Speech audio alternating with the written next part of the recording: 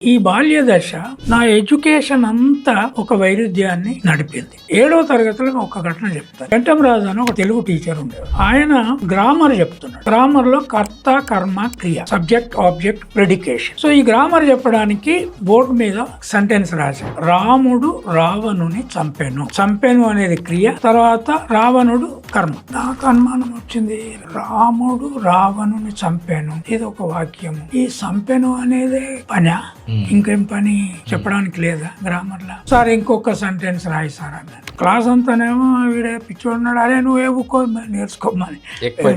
ముగ్గురు అమ్మాయిలు కూడా ఉండేది క్లాస్ లో, వాళ్ళ దొరల పిల్లలు. మీరు అడిగే క్వశ్చన్లకు సిలబస్ ఎక్కువైపోయింది. సార్ ఏం రాసిండు ఎరికన్నా, కృష్ణుడు వెన్న దొంగిలించాను. క్రియ ఏది సార్ అంటే దొంగిలించాను. ఒక కర్త ఏమో సంపుడు, ఇంకో కర్త ఏమో దొంగిలించాను. గిట్లట్లా సార్.